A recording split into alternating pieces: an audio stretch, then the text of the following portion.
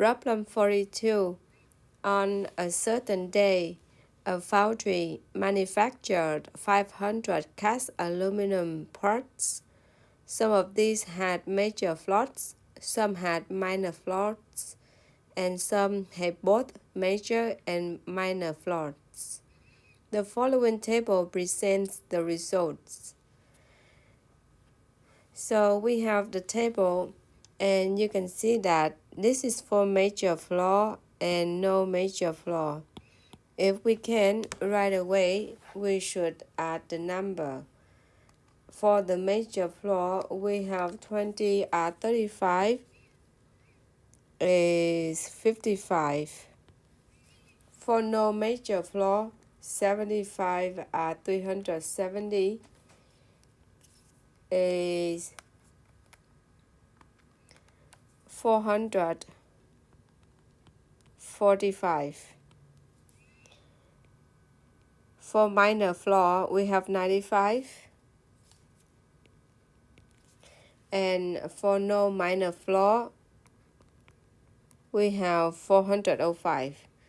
So we can add this number together or this number together. We should get the total number is 500.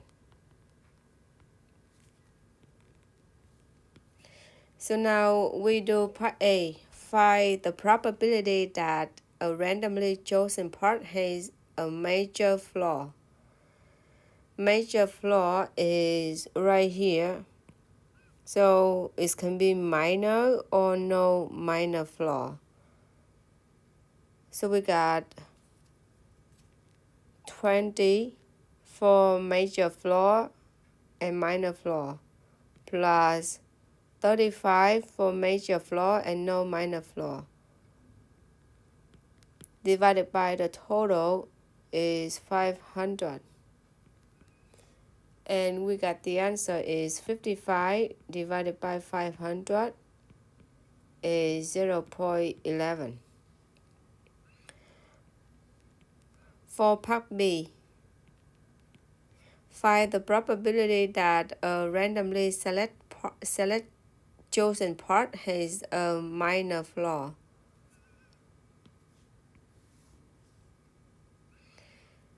So minor flaw is right here, is including major and no major flaw. So we got 20 plus 75 divided by 500. So 95 divided by 500 is 0.19.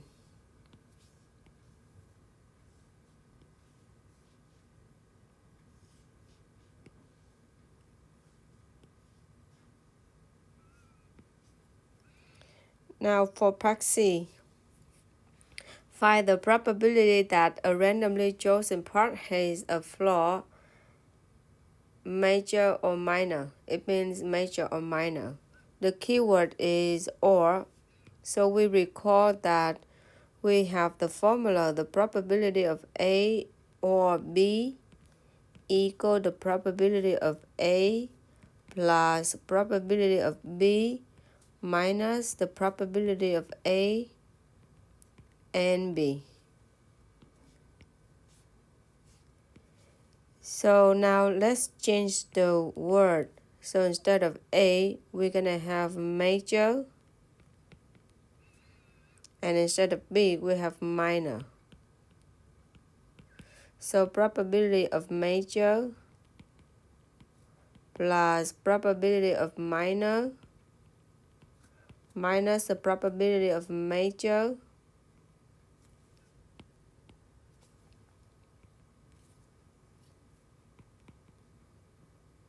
and minor. Now let's plug in the number. For major, we have 55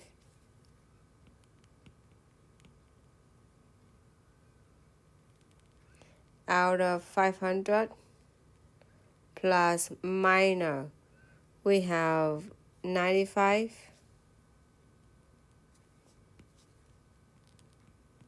out of 500. Okay, so for major, we have 20 and 35. That's why it's make 35. And then for minor, we have 20 and 75. That makes 95. So you see that the 20 get count again. So we have to minus the major and the minor. So 20 is for both. So we get the answer is 0.26. Problem D. Find the probability that a random chosen part has no major flaw. So we have the word no in here. That is a complement. So let's recall the formula to find the probability of a complement is 1 minus the probability of A. So in this case, we have no major flaw. So we do have the complement in this, we do have the major flaw in this problem. So let's look at part A. We have a major flaw. So 1 minus the complement of no major flaw is the major flaw. So we got minus the major flaw. So 1 minus major flaw is in part A. We calculate 0.11. So 1 minus 0.11 is 0.89. And for part E, we have no flaw. So the probability of no flaw is equal to the probability of 1 minus the probability of flaw, right? Flaw is mean that it's either major or minor. So we'll do 1 minus the one in part C, which is 0.26. 1 minus 0.26 is 0.74. So we are using part C and we're using part A in problem D.